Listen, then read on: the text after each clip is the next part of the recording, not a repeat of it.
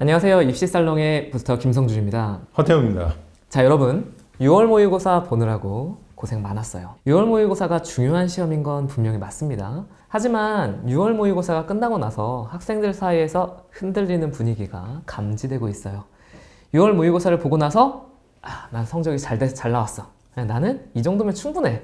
이렇게 약간 자만하는 학생들도 있고 6월 모의고사를 보고 나서 막 너무 우울해하는 학생들도 있어요. 내가 이렇게 대학 가겠니? 막 엄마 아빠랑도 싸우기 시작하고 친구들이랑도 이제 흔들리고 난 뭘 해야 될지 어떻게 해야 될지 모르겠다.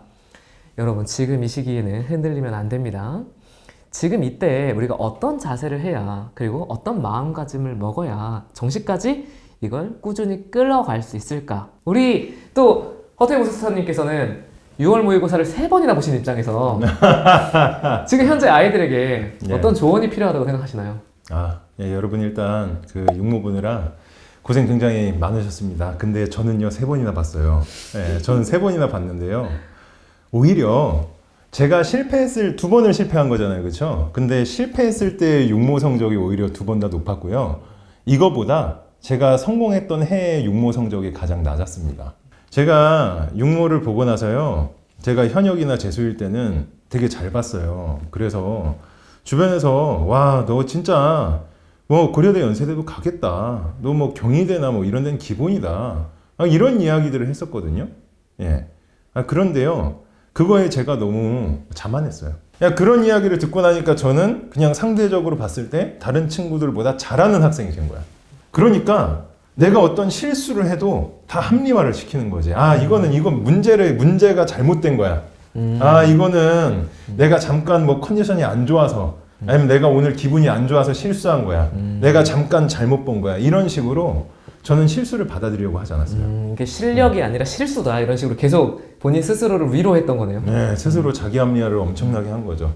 그리고 나서 이제 재수 때는 9월 모평이 더 못 나왔거든요. 9월 모평 못 나왔을 때는 어떻게 생각했냐면요. 또 9월 모평 타서 돌린 거죠. 이건 그냥 평가원에서 문제를 잘못 만든 거다. 그리고 내가 잠깐 그냥 방심했다. 그냥 이 문제가 너무 지엽적이다. 이런 식으로 자기 합리화를 굉장히 무섭게 했던 것 같아요. 지금 되돌아보면.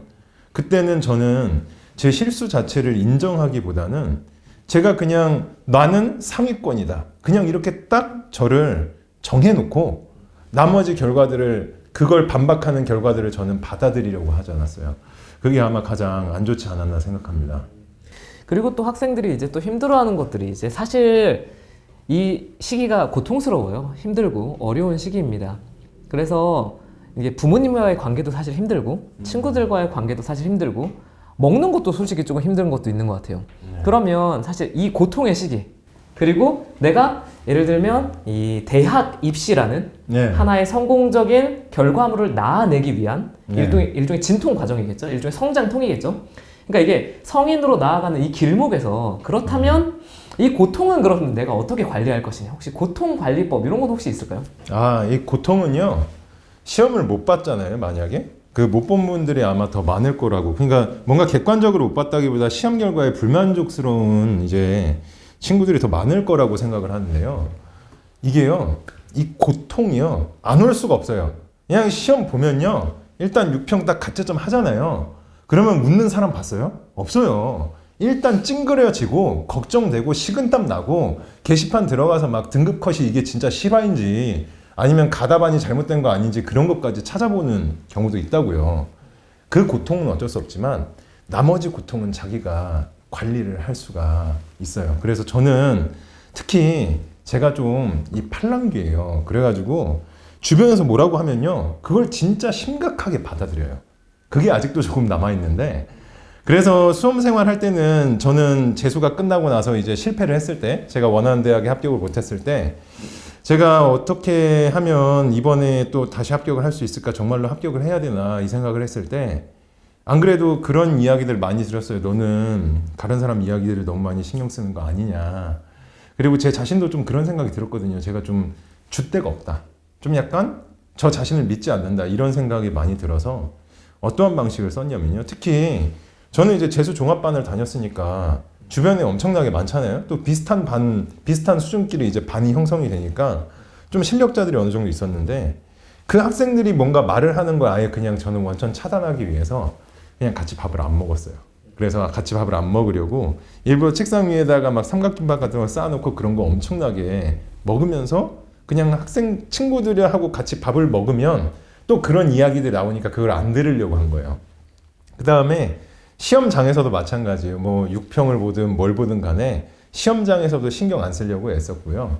그리고 심지어 모두 차단하려고 했냐면 보통 6평이 중요하다, 9평이 중요하다 이런 말들을 많이 하는데 그런 것도 사실 주관적인 거예요. 왜냐하면요. 6평 말고 9평 말고 또 다른 시험도 많이 보잖아요. 근데 6평과 9평만 가지고 자기 실력을 평가할 수 있는 건 아니고 그냥 여러 시험을 보면 여러 실수들이 다 나와요. 그래서 어떤 한 시험이 중요하다라고 생각하기보다는 그냥 이 시험에서 나오는 실수들을 내가 나만의 오답 노트를 만들어서 정리하고 그걸 내가 열심히 복습을 하자.